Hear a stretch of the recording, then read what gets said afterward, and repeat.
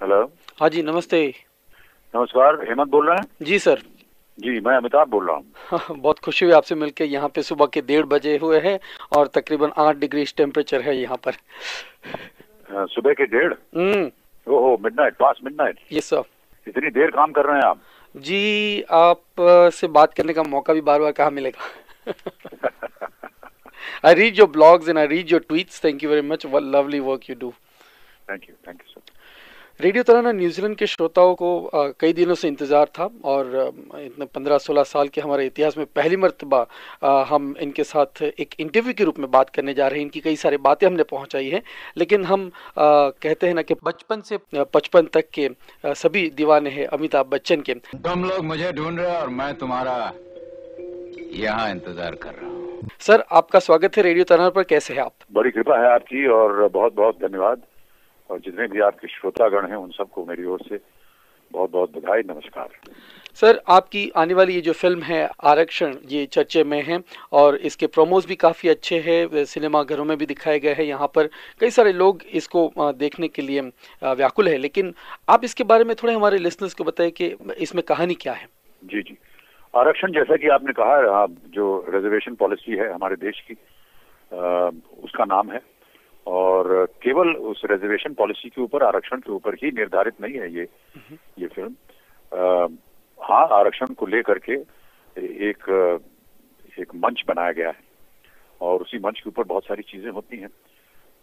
ये मैं एक डॉक्टर प्रभाकर आनंद, एक प्राचार्य हैं एक इंस्टीट्यूट के, जो कि प्राइवेट इंस्टीट्यूट है, उसका मैं प्रिंसिपल हूँ। और हालांकि ये एक प्राइवेट इंस्टीट्यूट है जहाँ पर आरक्षण जो है वो लागू नहीं होता है, फिर भी ये एक ऐसा इंसान है जो कि आदर्शवादी है और हमेशा इसका ये प्रयत्न रहा है कि बराबरी की और एक सामान्य अवसर दिया जाना चाहिए सबको, ताकि वो शिक्षा प्राप्त कर सके।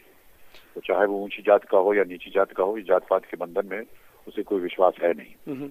और वो हमेशा ये प्रयत्न करता है कि जिन लोगों के पास साधन नहीं है, सुविधा नहीं है, उनको भी अवसर दिया जाए कि वो अपने आप को शिक्षित करें। और इसलिए भले ही वो एक बड़े इंस्टीट्यूट का प्रिंसिपल हो, लेकिन अपने ही आंगन में, अपने ही घर में वो प्रतिदिन ऐसे बच्चों के लिए वहां पर क्लास चलाता है, निःशुल्क, बिना किसी फी के, जहां पर वो ऐसे बच्चों को शिक्षा देता है जिनके पास साधन नहीं है और जो कि जात पात के बंधनों से दबे हुए हैं। और ये उसकी सोच विचार है, ये कहानी है।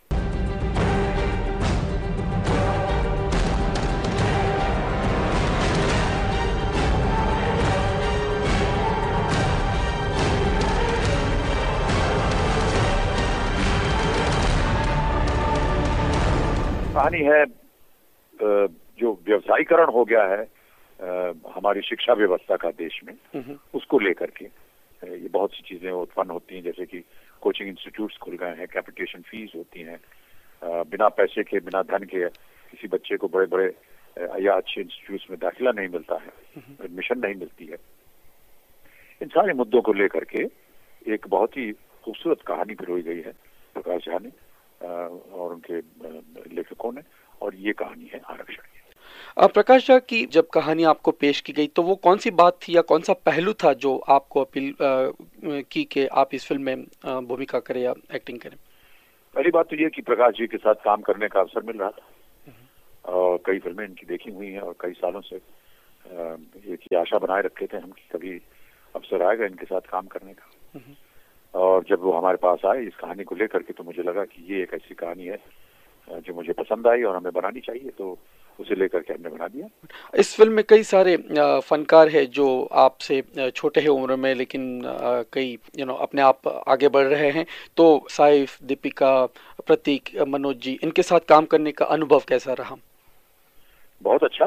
और ये किसी भी तरह से छोटे नहीं है, सब बड़े हैं। कोई भी इंसान छोटा नहीं होता है। वो अपनी उपलब्धियां हैं उनके पास और अपना हुनर है इनका, और सब के सब बड़े सक्षम कलाकार, चाहे वो सैफ हो, दीपिका हो, प्रतीक हो, मनोज बाजपेयी हो, सब के सब अव्वल है और इनके साथ काम करके बड़ा आनंद आता है।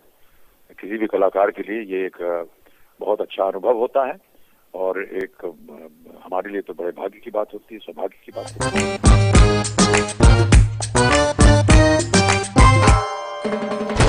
फिल्म की कोई खास ऐसी बात हो या जो कुछ याद रह जाएगी आपके साथ, या कुछ ऐसा अंश आप शेयर करना चाहे जो आपके लिए मेमोरेबल रहा होगा?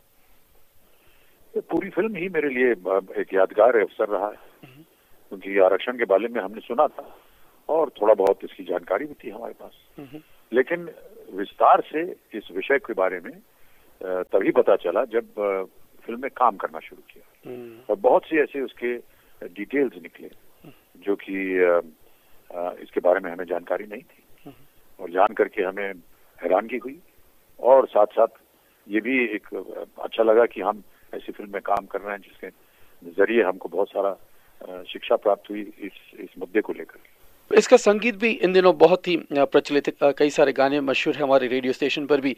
तो आपका कोई पसंदीदा गीत इस फिल्म का? मुझे चन्नूलाल मिश्रा जी ने जो एक गाना गाया है इसमें, जो कि क्लासिकल राग के ऊपर है, कौन सी डोर खींचे कौन सी बांधे रे कौन सी काटे रे, तो ये गाना है हमारी फिल्म का, और ये बहुत ही खूबसूरत गाना हमें लगता है। कौन सी डोर खींचे कौन से काटे रे। आपके कई सारे प्रशंसक ऑस्ट्रेलिया, न्यूजीलैंड और फिजी में आपका इंतजार कर रहे हैं। आप ऑस्ट्रेलिया तो आ चुके हैं, न्यूजीलैंड और फिजी भी कभी आएगा, और यहाँ के जो श्रोता है जो आपको सुनते आए हैं, आपकी फिल्में देखते आए हैं, उनको क्या संदेश देना चाहेंगे आप? सबसे पहले तो आभार प्रकट करूंगा कि वो हमारी फिल्में देखते हैं और हमें चाहते हैं और अपना स्नेह और प्यार हमें देते हैं। उनका स्नेह और प्यार इसी तरह बना रहा है, क्योंकि उन्हीं के स्नेह और प्यार की वजह से हम लोग जीवित हैं, और हम उम्मीद करते हैं कि जिन फिल्मों में हम काम करते हैं वो उनको पसंद आएगी। हमारी आने वाली फिल्म है आरक्षण, जो कि 12 अगस्त को रिलीज हो रही है, उसे अवश्य देखिएगा। ये अलग किस्म की भूमिका है मेरी इसमें, और मैं उम्मीद करता हूँ कि आपको फिल्म पसंद आएगी। और एक और बात, हमारे लिसनर्स हमेशा पूछते रहते हैं कि आप ये कैसे करते हैं, इस उम्र में भी इतना डेडिकेशन, इतनी मेहनत के साथ, इतनी लगन के साथ आप काम करते हैं, तो इतनी इंस्पिरेशन आपको कहाँ से मिलती है? देखिए, ये तो मेरी समझ में आता नहीं कि इस तरह के प्रश्न क्यों पूछे जाते हैं। अगर हमने किसी काम का बीड़ा उठा लिया है तो उसको निभाना है। अब उसमें डिटर्मिनेशन हो या डेडिकेशन हो, ये तो एक प्रोफेशनल का काम है। अगर हमने कोई चीज प्रोफेशनली स्वीकार कर ली है तो फिर उसमें अपना पूरा जोश, पूरी हिम्मत लगा देनी चाहिए। उसे आप डेडिकेशन समझते हैं, मैं अपना कार्य समझता हूँ। ये हमारा काम है, इसे हमें पूरी तरह करना चाहिए, निभाना चाहिए। सर, आपसे बात करके बहुत अच्छा लगा। हमारे लिसनर्स आपकी ट्वीट्स और आपकी ब्लॉग्स को पढ़ते रहेंगे और फीडबैक देते रहेंगे, और इसी तरह आपको और काम करने की ताकत मिले, और आपकी सेहत के लिए वेल विशेस हमारे सभी लिसनर्स की ओर से आप तक हम पहुंचा रहे हैं। बहुत बहुत धन्यवाद आपका, और जितने भी आपके श्रोतागण हैं उन सबको मेरी ओर से नमस्कार, धन्यवाद। Thank you so much for all your good wishes. Thank you sir. I value them extremely, and I hope that you continue to patronize us and watch our films.